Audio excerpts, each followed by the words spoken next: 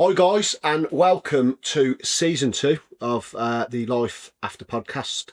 So the podcast is geared, as I've always said, around sort of people talking, so largely about their experiences and how that has been an impact on their mental health in scenarios. So we took a bit of a, had a bit of a reflection stage over the last sort of month or so, myself and Kev, and just sort of looked at what we've done throughout series 1, and we're massively proud of it, and it's time to go again. And we've got some great guests lined up for series 2 starting today, with a local lad who I've known for most of my life, in fact, who's got quite a story. So without further ado, I'd like to welcome Neil Barnes. Neil, Nice to meet you, mate. Cheers for coming on, mate. Thanks for having me. So as I say, I've known you fucking yonks, mate. Both feeling pretty old sat here, haven't we? Yeah. And largely, it's been geared around football, although you are only a little bit younger than me. And you're well known in the area, mate, for football. Obviously, you've achieved a lot in the game, and you achieved a hell of a lot as a young lad. The amount of times I heard you called the next big thing and all the rest of it, were countless. So we're going to sort of discuss today, your life up to now. You fitted a fair bit in, mate. Fair play, and more than most. But as we always do, mate, I want to just go to the beginning. Yeah. Speak about football, because it's all you knew, I guess. I mean, talk to me about how old you were when you first kicked the ball, where it was, and that kind of thing. It was Hurley Kings, believe it or not. Oh. Mum and Dad lived in Spain. They were selling the bar in Spain, so I'll come back, live with my nan and granddad in Hurley.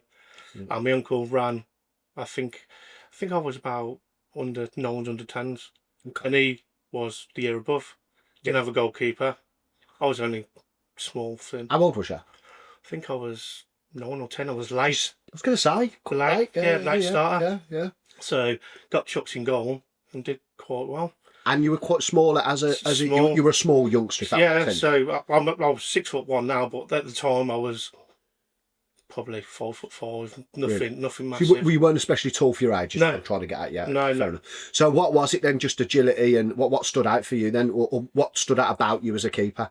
I think just shot stopping. Really? Yeah, just my shot. Yeah, couldn't kick the ball. Really? Yeah, couldn't kick the ball, couldn't throw the ball. Bit quiet because all the lads were older than me. Yeah. But I could keep the ball out the back of the net. Yeah, and that's what it's all about, mate. Yeah. I think we spoke the other day about it, and I said about putting my favourite keeper, Ian Bennett. Bennett down the Blues, mate. He was like a cat. He was the biggest when I was at Blues. No, that's it. Okay, so from there on then, how did it then escalate, or if you like, develop into you being seen as good? You would know this because you played against us a lot. Go on. Kingsbury Rangers. Yeah. So we had quite a good team at the time for our generation. That's putting it mildly, mate. Yeah. You're fucking unreal, in all fairness. We had probably, I don't want to name people, but we had half the county. Yeah, we had a lot of good players there. And reel them off. So you... We had, that was me in goal, Jamie Abbott, Ryan Freer, Danny Mundy. Yeah. Ashley Hamilton, Darren Nichols, unreal. Carl Tedds, Matty Brennan. I think the best players in town for the time. Yeah, realistically. And again, I think I said to you the other day, the teams that you were spanking should have been winning leagues at that point, but you lot were that superior. And I think you mentioned that you were beating the year above on the playground and all sorts of... Yeah, it was being... obviously, when you go to school, all you used to do was kick a ball, didn't you? As soon as you got to school, playground ball, lunchtime ball. And we used to play that obviously year, so say for instance year 7 versus year 8, and big tennis court and just mug them off. Okay, so Hurley Kings, Kingsbury Rangers. Yeah. When did you get spotted? Kingsbury Rangers. I don't know why, because we were spanking everyone and I was just studying on, not really doing much. So it's a bit weird. Point, yeah. So made to look really good because you weren't having to pick the ball out of the net, but the ball weren't coming near it. See, my granddad also used to say, play for the worst team because you'll have more to do and you'll get stood out more. But I would have played for the best team, obviously because there was all mates right now. We was all went to school together and things like that. But mainly it was the people in front of me that were doing all the work. Yeah. Okay. I'd come and get an occasional cross or save a shot here and there, but so when you talk a cigar, for these fucking pro clubs, they're all a bit like about us kind of thing. Yeah. No, but you must have been doing something right. I mean, what was your first experience of being sort of spotted and your trials, that sort of thing? It was Warsaw. They're coming for about half the team. Yeah. And I think Kingston Rangers after that struggled because I think 6 or 7 of us went to Warsaw. Yeah. And to be fair, I wasn't there long because back in them days, it weren't really run well. How old was you? Would have been 11, 12. Were you starting to shoot then Yeah. and fill out? Yeah. Yeah. So you becoming a keeper. Yeah, becoming a keeper. Looking then, yeah. like a keeper, if you like. Yeah. But the standard from, say, Kingsbury Rangers to Waterloo, a professional football club, it was miles apart. You know what I mean? I didn't enjoy it at Warsaw. Yeah. We was turning up in our own kit, weren't wearing the proper kit on a match day. Yeah. Weren't getting the specific training that we was asked to get. Yeah. So it's like it was a bit of a kick in the teeth for us. So What were you picking the ball a bit out of the net a bit more then, or was it a case of still being quite dominant because of the lad? No, I think it was still hard then because a lot of teams were better than Warsaw, bigger. Yeah. That could pull in better players. Yeah. And it was still a spanking every way. It was hard for me because I've gone from winning to losing. So it was the other end of the spectrum. So it's like mentally, then I'm letting in goals thinking, I'm not used to this. Okay, so that leads me on to the next question. Well, how did you then progress from Warsaw if you like being found out of it? I left Warsaw. I went and sold for Furnace End. Okay. Yeah. They asked me to go back to Kingsbury Rangers, but I didn't want to go back there because they brought in a new team. Yeah. I didn't want to take over the keeper who'd come in and well, do you know what I mean? So I wanted to start somewhere different. So I went to Furnace End, and you probably not know him, Clove Lyons. Yeah, of course, yeah. He's Pete Garnell, who lives in Kingsbury. Yeah. He coached me as a young age, so he got Clove to come and have a look at me a few games, and then I went on trial to Villa. Right, and how old was you then? See, I was only probably 12, 13, so I'd only spent a few years up till 16 at Villa, and then I got released. So I'd only been in a proper, like, a big club, if you say, for a few years. But so from where you've just got to now, so you come back from Spain and you was just sort of like thrown in with your nan and granddad and then sort of thrown into football team. It's all just sort of like a bit of a scramble, isn't it? But did it? It worked. I was going to say it's got you there, but did it then start to get a bit more disciplined and structured? When I got to Villa, because I didn't even know if the manager used to say, stretch your quad. I wouldn't even know what to stretch. What's the quad? Yeah. So like I'm going home back in the PC days. You got your stock like this. I'm googling stretch positions and that. Oh mate, he used to get you in a circle. Yeah. And you used to go round each one doing a stretch. Horrible. What's that called? And you've got some of the lads who've been in the system for a while, and they're like, you know, and you're just thinking, fucking hell, it's coming to me soon. Yeah, go round the circle, getting last and last because I don't want to go. Do you know what? I remember that because you always used to think, please don't pick that one. Please don't pick that one. And there was nothing left for you then. I say, you know, you're just like stretching your arm with your finger. That's it. So, okay, but you picked it up and you got used to your surroundings. Well, as I was like 15, 16, I got more involved with. The only was the under 17s. Okay. And under 19s. Yeah. So you'd go and train with them. So the weekend when you was free, you'd go and train with them. Yeah. Or if they didn't have a spare keeper, you'd be on the bench. Right. So you was training with bigger and better players. So it was better for me because it gives you more confidence because you feel more wanted, you know what I mean? And with Villa and a lot of players there, they were good quality players. A question I've got for you there, because again, since we've started this conversation, you seem to, in your early playing days, you didn't have much confidence from what I'm hearing. You didn't believe much in yourself. I don't mean you believe that you did a lot good, but did the confidence start to grow then? Is that what you're saying? You sort of start to think, I am good. Because I was having more good games than bad games. Yeah. I was saving more penalties than I'd let in. I was getting confidence off the managers saying, oh, well done. Yeah. I didn't even have a reserve keeper on the bench, which I knew I was playing every week, which could get a bit cocky, but... Yeah, getting recognised then a bit. But then I was going up into the under-17s. Yeah. I was with Boaz Moyle. Yeah. There was Vassal, Gareth Barry, a lot of quality players that went on to make hell of a lot of money in the game. Yeah. I was rubbing toes with them. And when you go to school, mate, when you were a schoolboy, And you're saying you're playing with these sort of players, it's a massive confidence booster. I was going to ask that. So, how was your week structured? Because I don't, still understand how it differs. So, were you at school and then training, or did you do? Yeah, I did a lot personal training. So normally you'd do probably Tuesday, Thursday after school. Okay. But then I'd go with Pete Garnell, Yeah. who was my personal trainer. Yeah. He used to do Bedworth, Tamworth, and all sorts. So Yeah. I used to go in the sessions with him. Yeah. I think the only day I had off was probably a Friday because Really. game Saturday. If you was with the 17s or 19s, you'd have a game Saturday. Yeah. But with your normal team, say the under 16s or under 15s, you'd have a game Sunday. Yeah. So your weekend would be rammed. Right. Okay. So, again, you've just mentioned some names there, and I think I asked you this when we spoke the other day. Best player you'd saw at that level. And what I mean by that is that age. You know where you're all coming through. Yeah. Who's the one where you thought he cannot fail to make it? But school or... Well, you were at the youth sort of level. There was a couple we spoke about. Darren Nichols when I played for Kingsbury Rangers. Yeah. And then when I went to Villa, there was Stephen Cook, who we spoke about. Yeah, Stephen Cook, yeah. It was unreal. But then you got Gareth Barry. Yeah. He could play centre-half, midfield, left midfield, Vassal up front, lightning. It's interesting there. So you said Daz should have made it. Yeah. And you thought he would, and we all know why he didn't. And bless him, he's an absolute, lovable rogue, and he does. He's a great lad. Yeah. But yeah, you're right. Unbelievable talent. But then the lads that you did play with and were at the clubs, well, they did go on and they've all gone and made England caps. Yeah.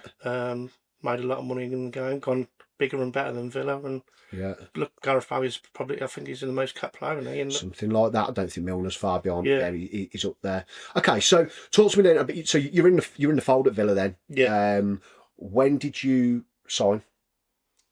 I signed, so I was under 14s, so under 14s, under 15s, under 16s, and then you got to around the under 16s Christmas time, where they'd tell you if they're keeping you or releasing you. Nice time to do it. Yeah. You're at school, obviously, and Yeah. Them days you don't have a mobile phone, it's the house phone. So your mum and dad take the phone call while you're at school, and then they have to break it to you that obviously they're not taking you on to be professional. So that day you like that, come on, go, I need to get out. I didn't want to go. Once I got the news, I thought, I failed, didn't I? I'd had my, do you know where you have your 2 weeks of work experience? Yeah. I had mine at Villa. Did you? So you're buzzing and the school teachers are coming out assessing you and what you're doing and stuff. Yeah. And then you drop straight back down like that because you think, well, where do I go from here? Yeah. Okay. So youth team then. So was you into the reserves then? Youth team, yes. So obviously I left Villa. Yeah. And they let me go, and I could have stayed until the end of the season. My contract was to the end of the season. How old was you left Villa? 16. 16, okay. So that's a hard age, isn't it, to leave what you would call... I've had my dad come and get me out of bed saying, come on, it's not over. And it weren't, because I had the week later, I had West Ham sitting in my living room offering me to go down to Upton Park and play for them. Yeah. And I spent a couple of weeks training with them. So you might say at 16 your mental health journey started. Yeah, it was hard. It was really hard because that's all... When you're at school, you don't really concentrate. You always think you're going to be a footballer. You're drawing. Yeah. Yeah. I was in the bottom classes. I was never clever clogs. You know what I mean? I can imagine. Always thought I was going to be a footballer, but click of a finger, mate. It's. And what in terms of sort of like the feedback you got, you speak there quite sort of humbly about your own belief, but. Was you getting a lot of smoke blown up your ass as a youth, and by that I mean sort of like. I did well at Villa, and it was only because they brought in an Irish international.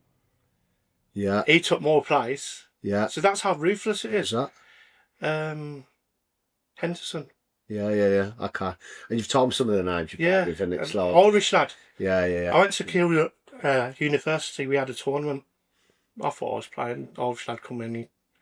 He was class. He was good. Decent, yeah. Yeah, it's hard to say that, isn't it? Yeah, it's hard. He could kick the ball from one end of the pitch to the other. Yeah. He was only 16, same as me. Do you know what I mean? Yeah. And you could see You want him to be bad, I bet. You're not thinking fucking. Yeah, chuck a few in. Yeah, that's it. Like Yeah. all the way here just to watch you. That's it. So, where from then? So released. Was you thinking, right? Okay, released from Villa. It'll be a case of just choose the next one. No, it was my mum and dad that they acted as sort of my agent sort of thing. Okay. So they would take the phone calls because, like I said, no mobile phones or anything like that.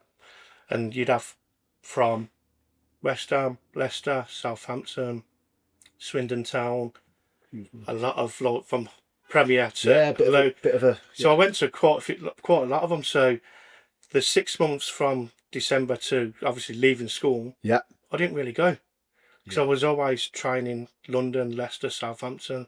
Yeah. Because I wanted to be a professional footballer, as you do. Where did you want to go? I got really homesick, if I'm honest with you, Bill. No, I'll rephrase that. Was it going to be your decision? Yeah. It was going to be your at such a young age. Yeah. Because again, you know. Yeah, it was my decision. But when I went to West Ham, I was with a family that I knew from Villa. Yeah. Just that far out of place because I'd always been around more family.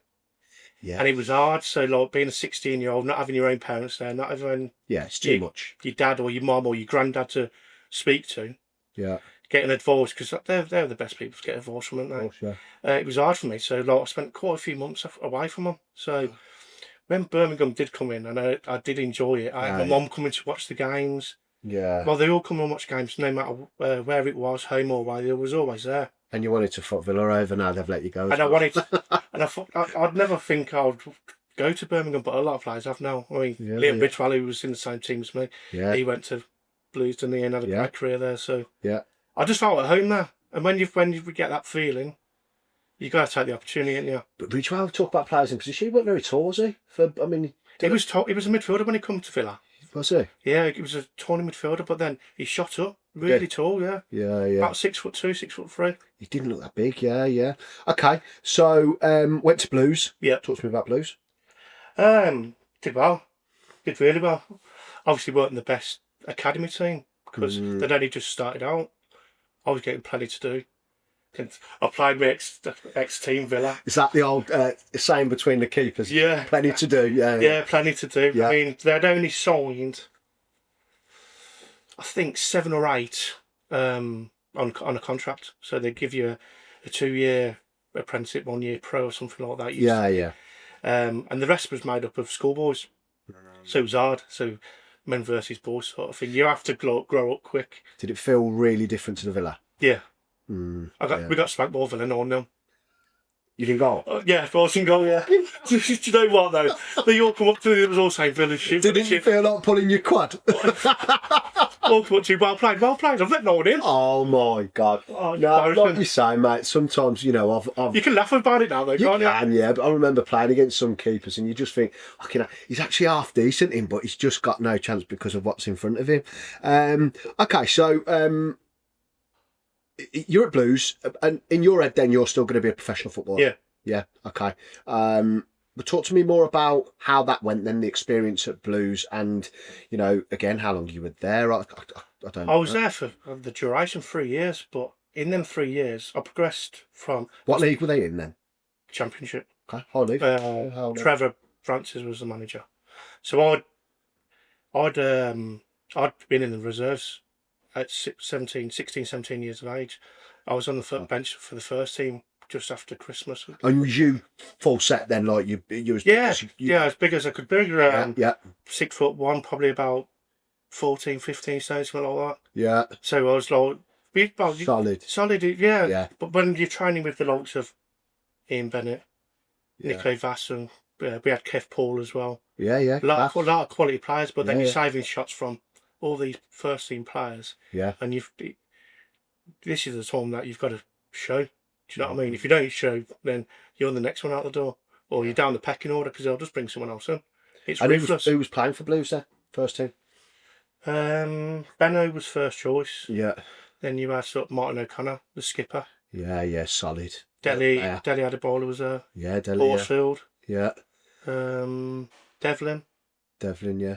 Granger. Some of these hung about in the Prem days, didn't they? Like, I mean, Horsfield was there, weren't he, and whatnot? But yeah, like O'Connor, he looked a bit of a bastard on the pitch. He did, mate. You wouldn't have wanted to to mix it with. To be fair, Trevor Francis, I mean, he inherited a massive squad, didn't he, from Freud? Yes, exactly. So he had to like cut it down. Like we had Michael Johnson. He had a lot of good players. Did you meet Barry Froh? No, never met him. I know he's a character. Could have had a chat about that. Yeah, he's a character. But Trevor Francis, God bless his soul, one of the nicest blokes. Never would have thought he would be a manager.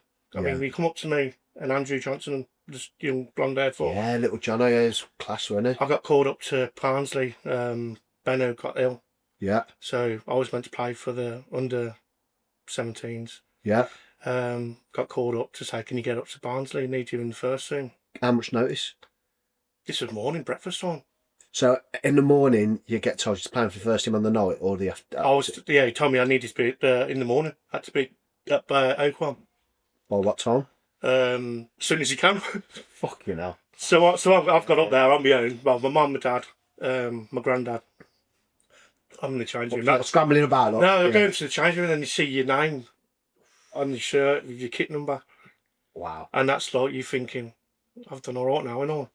Was you well integrated with the lads by then? Or was it like, like that moment? Because I think regardless of whether you're playing for a Sunday morning team, a Saturday team as a kid, when you first walk in the changing room, is that moment where you're a bit like sheepish? You want to talk to you? Yeah. Or you want to make sure there's a space for you to sit there. How did you feel?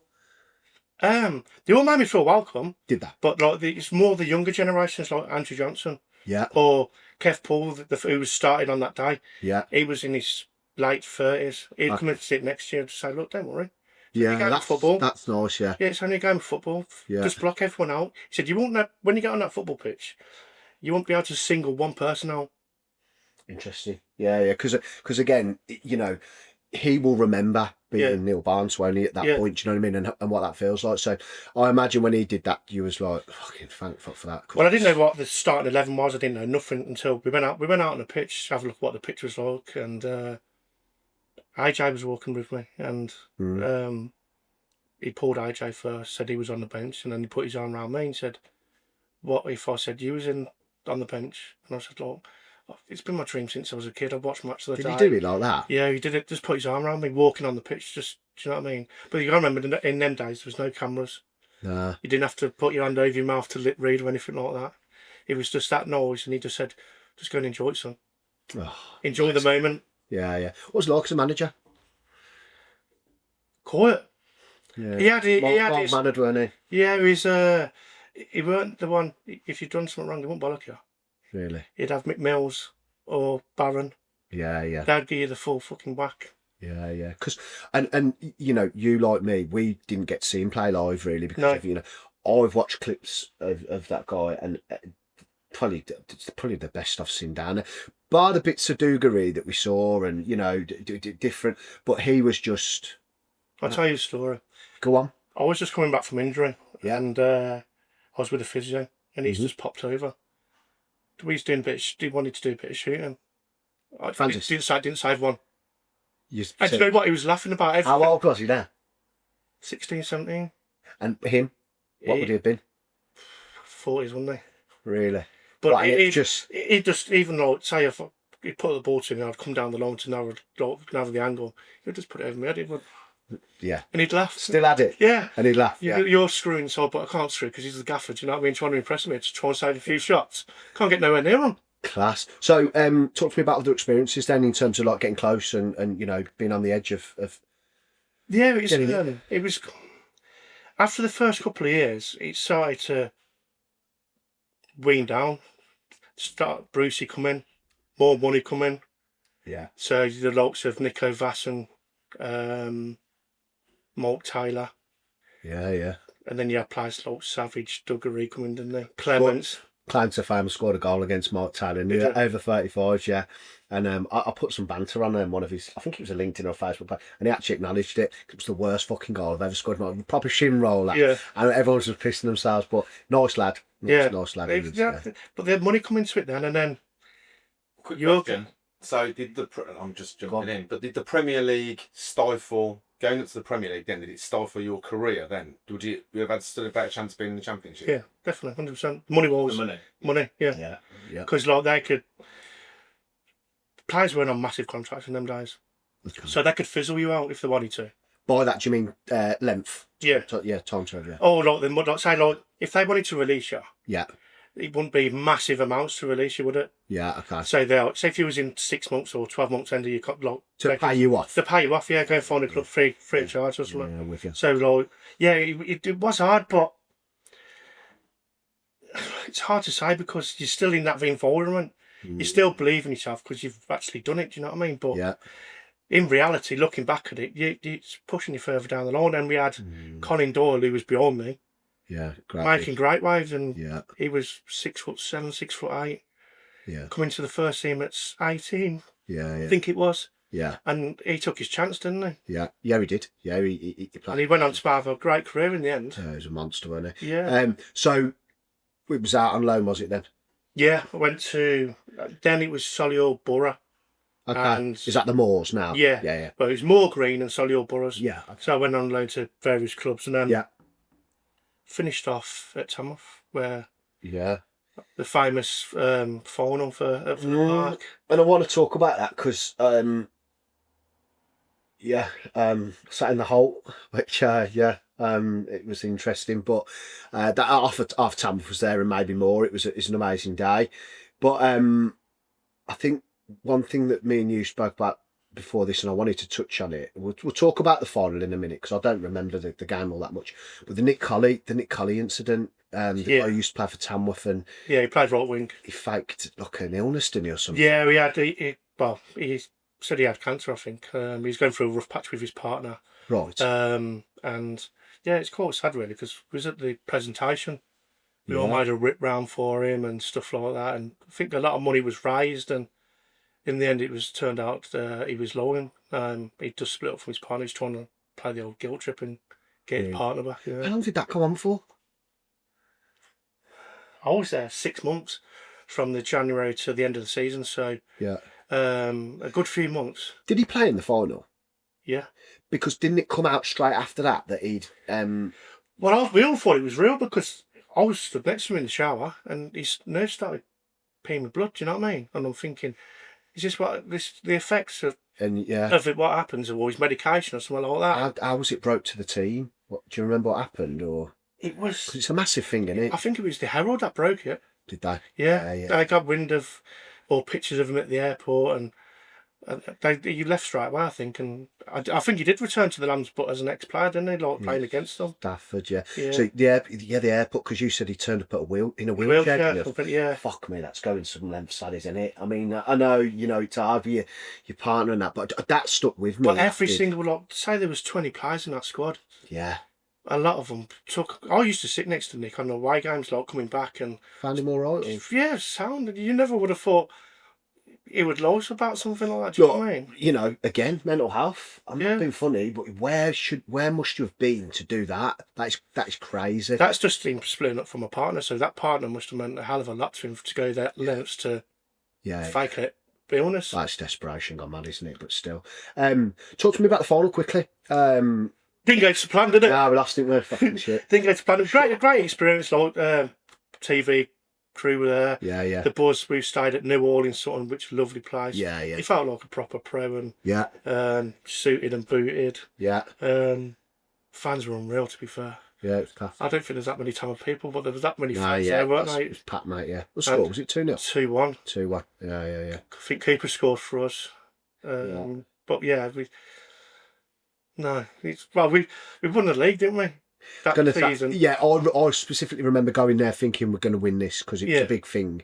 But again, around that time, we're having like little cup runs here and there at like Stoke, and do you remember the game at Everton as well? I think it was after that. I don't think we were there then. No, Tamworth did Blackpool. We were going to some places, and it was just the cup runs were what they were about. Okay, so what happened next, Matt? Because this is where it all gets a bit sort of like unglamorous for you, isn't it? And yeah, it's sort of mental health really kicks in. When obviously the end of my contract got released. Yeah. Got offered a chance to go to Hereford under Graham Turner. Yeah, I remember. But I just brought an house, got a missus, got a kid. What did you, and again, you've just said it a bit then, what did your life look like then in terms of, so you it sounds as if you still thought you were going to be a professional footballer. Yeah. So professional footballers typically have nice things. What did it look like at that point? To be honest with you, it weren't that glamorous as it is now. Yeah, of course, yeah. It's you still like I'd met my ex-wife, 18. Yeah. Got close really quick. Probably my first serious relationship. Do you know what I mean? Yeah. And did things like normal couples would do. Was living in between digs and her mum and dad's house. Yeah. Going and doing what you normally go and do weekends, like go out, Yeah. whatever, for food. And then we obviously brought an house, had a kid. Yeah. And then it sort of like spiraled because I finished football. Mm. And that's all I ever knew. When did you have your first proper drink? What do you mean, like alcohol drink? Yeah, Young yeah. age? Yeah. Young age? Yeah, so you were So still... I would be like, say that if I didn't have training, you'd have a bottle of, well, I don't know, Lord, whatever it's called back, Yeah. tramp juice. Yeah. Do you know what I mean? So you always had it in you, like, you know, to... I think you try and get in with the crowd, don't you? Yeah, of course. Try and think, yeah, Suppose because you want to drop the lads and stuff like that. You Keeping everyone happy a bit. and like, Yeah. it wasn't a major problem, though. Do you know what I mean? I could take it or leave it, but it's when I left football or... Because obviously when you're footballing, it's all week you're there, and then games, so you go out on the weekend or something, then you'd be back in training like Monday. Yeah. So you could either like, recover Sunday or get found out Monday and have like... Well, there's a story about McGrath, in the 55 minutes before a game, apparently once he was in the... I can't remember the name of the pub, Utri or something, I don't know. But yeah, and you had to go and take him out, and apparently best player on the pitch. You'd have a fag in the change room one day, exactly, yeah, but yeah, a bit different now. Okay, so things went a bit south then after that then. So my contract released, yeah, and then it's sort of like looking for work. I've spoke to you many times. Yes, mate, I was a bit shocked when you popped up, yeah. To be honest. It was, yeah, you called the agency, said you needed work, and obviously we got chatting, didn't we, about, and I was surprised, mate, because like I say, you know, I'd seen you at Tamworth, okay, you know, and that's not Birmingham or Villa, but I was a bit like, he's on loan, he bounced back, you know, and he'll be back where he needs to be.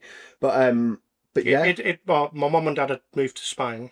Didn't have the people around me that I needed around me at the time. Yeah, of course. So as soon as I left Tamworth, I had the opportunity, like I said, to go to Hereford, but just weren't interested. No. I'd had the ex-wife and the baby and stuff for the house. Yeah. And I thought, I'm just going to, you know what, I'll go and play on the Saturday for one of the local teams. Yeah. Go and get a job, earn a bit of time, and start living a normal life. So the love had gone? Yeah. Yeah. Love had gone, yeah. Okay. And I think that's, again, the story you hear for a lot of youngsters. It gets almost like knocked out of them because of all the hype. Yeah. To then be where you are. And I remember dropping a pair of safety boots to you. Yeah. You were living above the Swan in Kingsbury. Yeah. And I was like... And I remember... Thanks for that. No, but mate, listen, I got yeah, from there to there. I got to say it, because I remember thinking, fuck hell, man, he was like, he was there. But yeah, and what did your life look like then? Talk to me about like your habits and what were you doing? It was a mess because I didn't want to go to work. I had no passion to go to work. It was totally different for me. Do you know what I mean? So like, I'd been with the my kid's mum for a long time. Yeah. And it sort of fizzled out through like drinking because I couldn't. Can I ask, right? Yeah. Did you feel like, and again, you know, I'm not saying I've been here, but did you sit there and think, where the fuck has everything gone? Yeah. Was it a bit like... It was horrible because thinking that you was up here to down there, what I could have had and what I've got now, I was letting people down. Yeah. But I was too selfish to realise. Did you blame yourself? Yeah, it was my fault. Okay, fair enough. Yeah, it was my fault because your actions are your own downfall, aren't they? Yeah, no, and that's it's commendable to say that, mate. But I think that, you know, again, sometimes it sounds like you've had some bad luck. I think it's on and off edge, isn't it? Let's face it. You're either there or there, and we've spoke about the players who have gone on, and you know, could have easily been you. So okay, so again, you're bringing agencies for work. You're trying to integrate yourself back into society. I always liken it from sort of like football. Into like we spoke to a lad the other week who was in the army, and he come out and he couldn't get a job in Tesco, and he just you spat out, Yeah. and you're not really. I had that many jobs because I didn't know what I wanted to do. Yeah. And I didn't, to be honest with you, I didn't give it a chance either. I was one of them where I went in there, if I didn't like it, I'd be out the door. Yeah. And it's not fair because, like yourself in recruitment, Yeah. you're letting people down, your mates down. Yeah. But you don't see it at the time. Yeah. You know what I mean? We had an argument once. Yeah. I remember you telling me, "Fuck off, Billy," and I've, mate, but this is my business, you know what I mean? Yeah. But again, I get it totally. Okay, so That's when you get in age, you see things differently. If you could, of course, there's a saying in age, like you could have your life again, you'd do everything completely different. That's it. So there was I suppose, feeling of rejection, weren't there, for you in terms of like, you know, you was that fair to say, or Yeah, I mean, like you've gone from you built yourself up, haven't you? yeah, To like being knocked down, and then like I said, if you didn't have the people around me at the time, and I know there was only a phone call away, but probably made it an excuse. it's hard to make all that in it sometimes. And like you got a mortgage, you got kids to look after. Yeah. I'm trying to get work, which I'm not enjoying. So a lot of things is down spiraling, and that's when like really the drink really. It started off one day, and it's 2 days. And What was you drinking? Vodka. Russia. Yeah. Daily consumption. Daily. What could bottle you do? a day. Bottle a day, yeah. Yeah. Would you have it like with something, or was it something? Yeah, just anything you can mix it with. Really, it didn't really matter to me. It was. Where was you then? Where would you live in? I'd split up from my ex-wife. Yeah. I went to Spain because my dad lived in Spain. How old then? 20s and late 20s. Late 20s, okay. All right. It's because I'd been with Rachel. 13, So 14 years. 13, 14 years ago. Yeah. When this was happening, Yeah. So I was like, went to Spain to try and change my path, but it didn't work. Drinks a lot cheaper over there. Interesting. So again, where I've been in points, you can say, all right, I'm going to move there, I'm going to move there, I'm going to move there. That's still on your shoulders. That's still in your head. And the brain, you know, that ain't going nowhere. You can go wherever you want, mate. Ultimately, you got to be right, haven't you? Yeah, like I say, it's only you that can make the decisions, isn't it? Exactly. You're the only one that's picking up that drink. You're the only one that's pouring it. Yeah. You're the only one that's drinking it. Exactly. So what did life look like in Spain then? Was you just on the piss all the time? No, I worked at the airport delivering cars to the airport to customers. Yeah. I had my own job where I was doing gardens and stuff like keeping myself busy, cash in hand. You know what I mean? I had a good lifestyle. It was cheap to eat there, cheap to drink there. Oh, so look, and I'm imagining your life like a film, and I'm imagining you driving these cars in Spain, thinking, and all you're driving along, the radio's on, but you can, I should be a footballer, I should be a footballer, I should be. Was you obsessive in your head about it? Because I'm just thinking, if I was in that position and then I was where you were, I'd struggle not to think about. Or did you watch games and think I should be? I was better than him, yeah. I did, yeah. Man, fucking. Like you're trying to like find an avenue in life where to go down, but it's hard because really you're just trying to earn money to keep afloat, to keep your girlfriend happy or whatever. Do you know what I mean? The word I'm looking for is acceptance. Yeah. How did you find acceptance, or was it that you didn't find acceptance, therefore drank? Yeah, I didn't find acceptance. I felt like a failure. Do you know what I mean? Yeah. Because I had all this promise and everything. Yeah. And then I didn't talk about it. Yeah. And then I went backwards, and then that drink made coping mechanism sort of thing. Yeah. I felt good when I had a drink. Did you go through any counselling or? I went to speak to a few people, yeah, but I was one of these people that found it hard in groups. I can do one-on-one, Yeah. no problem. Yeah. But in groups, I couldn't sit there and listen to other people's stuff. Sharing. Yeah. Yeah. Because I'm thinking, I'm here for me. I know being selfish, but Yeah, you're right. I'm here for fair me. comment. Fair comment. I know a lot of people have got a lot of problems out there, Yeah. and I do know what they go through, but I wanted it for me. It works for some people, sharing, because again, Yeah. they don't like the one-on-one element, but I get that totally. So how old, when was it that you left Spain? 2015, so 10 years ago. 10 years ago. Okay. So that's when. How did it go then, mate? Because I know what's. Yeah, it didn't go well. So obviously I come back from Spain, split up from my ex there at the time then. Yeah. And then you're back on the property ladder. So this is where it gets worse because you're on a council register. Right. So I had to I was on the council register. And they put me in Hartsell. No disrespect to the place, but never really lived over that way. Is that Nuneaton? Yeah. Yeah, I know it. Yeah. And then a lot of my family had lived sort of that way. Yeah. So I was integrating with them. Yeah. And that's when I got into trouble. Okay. Talk to me about that then, mate. Some may or may not know, but it's quite a story again. Yeah, obviously it was a nice summer's day. People were drinking. The lads whose money it was who eventually passed away, unfortunately. Dropped some money. I'd picked it up. Not said anything to anyone. And do you know how much, or would you guess? I think it was around £1,000. It was a wad of money. Yeah, okay. So it weren't like 10 quid here. It was a bit. It's something you'd realise. Yeah. Yeah. And the lads, he was lying on top of a car, basically, sunbathing. So it must have dropped out.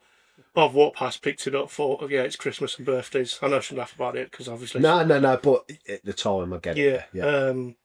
And then he's come back with an night time trying to find his money. I'm in the living room. He's at the front door with weapons and whatever. And then he's been chased out of the house. Was he trying to like ring up before and no one was? I don't know. I can't remember. Did you just sit on your hands? Did you tell anyone, or did you just literally keep? I didn't tell no one. Just kept stum. Do you know what I mean? Because I've never been in trouble when baseball bats and stuff were coming out. And you've almost gone too far, haven't you? Because you've got it rather than So, and then obviously they've chased him out, and then there's a car involved where they've hit him, drove over him, ran him over. Yeah, and baseball bats and axes and all sorts. I've run up the road, and obviously I'll fly with him. I've got all his blood, DNA, everything all over me. I left when the paramedics come. How many people were there then? So it's a whole street. Axes and it was just fucking pandemonium. Yeah, pandemonium. There was like I shouldn't say murder scene, but like madness, like a movie. Yeah. And like I'd walked. Now the paramedics, there's no reason for me to be there. Yeah. So I've walked back into family's house. Yeah. And then coppers come through the door, and I'm in cuffs then. Right. I ain't got a clue what was going on. And the others have gone? Everyone else has gone. Right, okay. So I've got arrested. After then they go through this process of interviewing you. Yeah. Getting you sold. I got released on bail. And then a week later he passed away in the operating theatre. So it went from, I think it was GBH or IBH to murder then. And who had been arrested as well as you? There was families. Not names. I mean, how many? There was two of us. Two others, yeah. Okay. So out of the three of you then, they had it that one of you had drove the car, done the damage, if you like, but didn't know which one. Yeah. Was everyone just no commenting or what? No comment, but do you know, like, when you have to make a statement, they'll all say, he did that, do you know what I mean? My point is, you're sitting there thinking, I know I have not done a fucking thing wrong. But the worst thing about it, 19, 20, probably plus people had said it was me. Yeah. So 99% had pointed the finger and said it was me. Out of fear of the others, or... Because like you say, you're a nice lad and you're really from that life. Yeah, it was... I think because they knew them people in the street for longer than they knew me. I was just a newcomer, weren't I? So I was probably an easy target. So again on that, and it's probably pretty obvious, but I need to ask, were the other two friends? Yeah. So they... Yeah. They had... since from the time the incident happens to police turning up or arresting you, you have enough time to interact with people, don't you? Yeah, put a stop. Unfortunately. Yeah. Okay, so what happened then in terms of like, within the custody? So when obviously he passed away. Yeah. They rearrested me and they charged me with murder. Where were you then? I was at Hartsell. I was living at Hartsell. You were at home. Yeah. No, I weren't there. I ran away. Not ran away, because that's the wrong thing to say. Yeah. I wanted to be out of the area. Yeah. So I was staying in hotels. Yeah. And they location on your phone.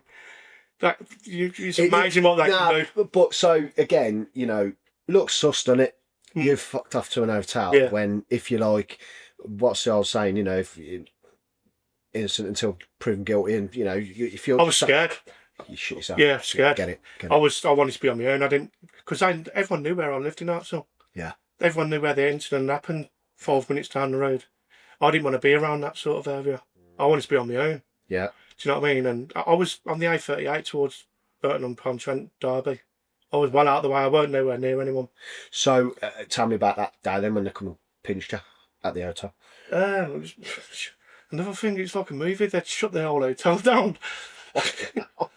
Knock at the door. I thought someone was bringing me room service or something. Do you know what I mean? And, oh my God. You arrested me for charge for murder there and then. Really? Took all my snap and everything. Had me biscuits in front of me. Had me biscuits. Not Lotus. Not the Lotus. All right. Oh my God, man. Fucking hell. Okay, so where did you go? Hewell. HMP Hewell. Okay. And I spent 7 months there on remand. 7 months knowing you were an innocent man. Yeah. In terms of legal support, what did you get? I had John McGregor representing me, Lisa Yates. So, okay, how did it transpire that you were innocent? How did they find out you were innocent, and what happened? They go through a procedure, like, you get a photo took and people point you out to say that it was him. Mm-hmm. They take all the witness statements, they put all the evidence together, and then you have to go to court for a plea hearing. And it takes a long period of time. Hence why I did 7 months in there. Yeah. But it was a camera on someone's house in the street that showed I didn't do anything. So if they didn't have that camera, I'd have been doing. Thank the fucking Lord for that camera then, because it sounds as if people were going to finger you. Yeah. From what you were saying. Even in jail, because the other two were in the same jail as me. Yeah. Did you? They put stuff in your head. Did you see them? Yeah. One of them was a family member sort of thing, do you know what I mean? But yeah, how did that? And again, you don't have to go into too much, but I know, how was your mental health then? Awful.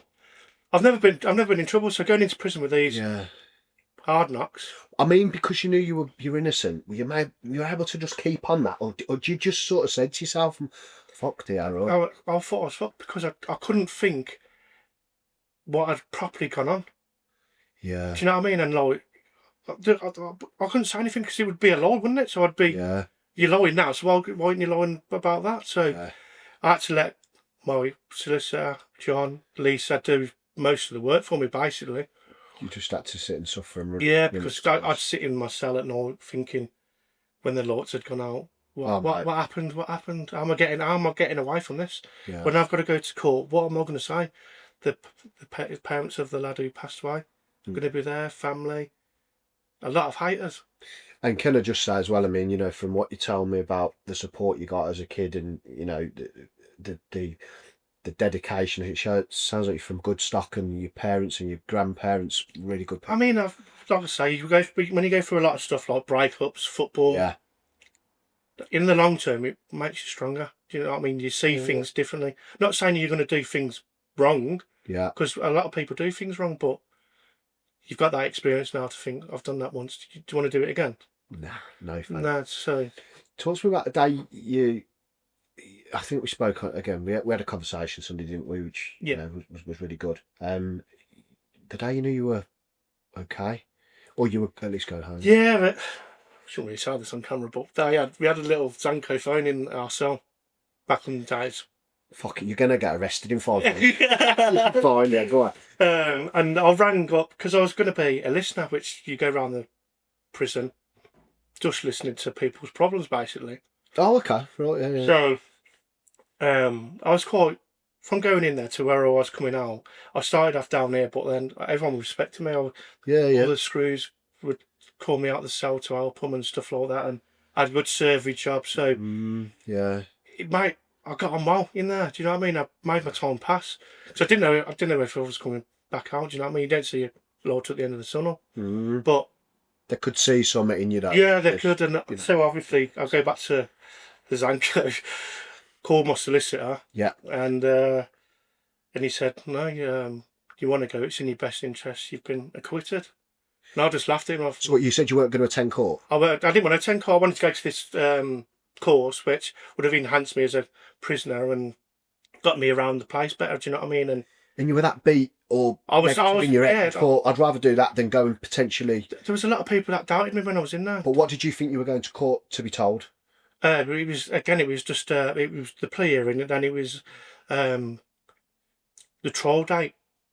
Ah, okay. Because obviously, if everyone says not guilty, they have to set a date for trial. Yeah. And that's what we had to go to court for. And then that was September. So the trial then started in January, which lasted, I think, 13, 14 weeks. Okay. So that's a long time, 13, 14 weeks travelling to and from. Exactly. So you made the call to your solicitor. Yeah. And he said, it's in your best interest to go to court because you've been acquitted. Because of the new evidence of the camera on the house. Fucking hell. Why did it take so long for that evidence to come forward?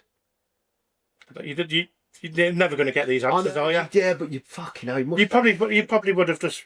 It could be for your own safety, or... I don't know. Yeah. You don't know if... Is it the bloke or the woman who else it was, have they just checked it just in case? But it's a bit mad how he was pointing at me. Do you know what I mean? Yeah. I'm thankful because I wouldn't be saying no. I bet you are. Okay, so what was... And so you were told that. What was your last night like? What did you do? Did you just... Nothing. Didn't tell no one. No. No, because like, they play pranks, don't they? Yeah. That if you know you was leaving in the morning, because you get locked up, you get opened up before all them got unopened, so you were in and out before anyone else. Yeah.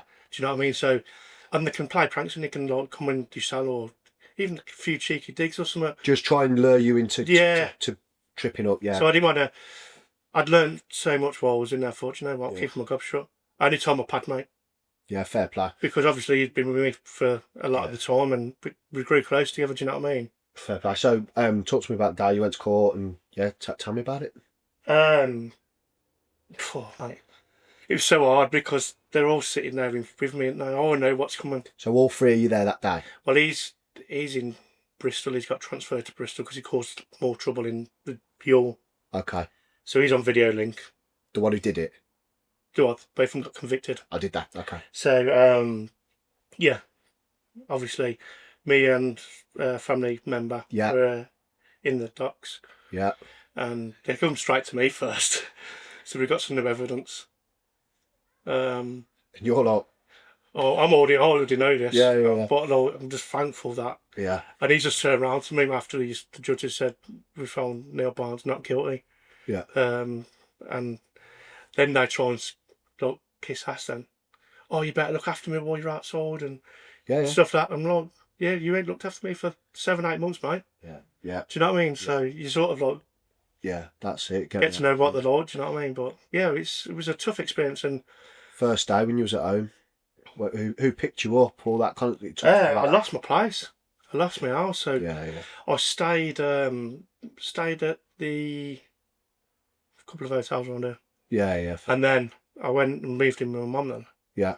And yeah, it was fun and sort of like steady life again. I suppose, look, mate, to say you had a newfound appreciation would be an understatement, wouldn't it? Yeah. But who knows where you would have gone had that situation that happened, because it sounds as if you were on a slope, mixing with definitely the wrong people, arguably, who ultimately, and it's ironic, did not give a fuck about you. Given the fact that they were willing to see you go, weren't they? And that would have been, well, you'd still be there now. Yeah. So it's ironic. So just, what's life been like since, sort of just in a nutshell? Well, what have you been doing? I worked with my man, worked at a little toilet company, cleaning and stuff like that. Yeah. I had a missus. I had a few partners, but not worked out sort of thing. And and then I've just basically been looking after mum. She ain't been very well, so Yeah. sort of found that mentally helping me. Rewarding in it. Rewarding, like, Yeah. giving back to her what she's done for me in the past. Do you know what I mean? So Yeah. I've enjoyed it, like what I've been doing. Back involved in football. Yeah, Yeah. back at Bolo, yeah. So Yeah. the lads. I've heard you're doing all the hard work. Halfway doing nothing, is he? He's like Mourinho, isn't he? Yeah. No, it's good. It's good to be around the lads again. Yeah. It's good to be around the lads again, and they're all young. Have a good crack and that, and Yeah. keeps me busy, mate. That's the main thing. But it's a real full circle story for you, isn't it? Yeah. Really, you know, in terms of like where you are now, and when I saw the, fact you were coaching down there, and you're a bit like the Paulie, I suppose, of when you walked in that Yeah. that changing room. Well, I'll give back to people now, and I'll see it on the pitch. That gives me more of a like, well done, or Yeah. I can see I'm improving. Yeah. I had a 13-year-old the other week, and I had a lovely message saying thank you, and he's got man of the match, and it's like just little things like that. Only things, mate, they go absolutely miles. And it's only like half hour, an hour of more time.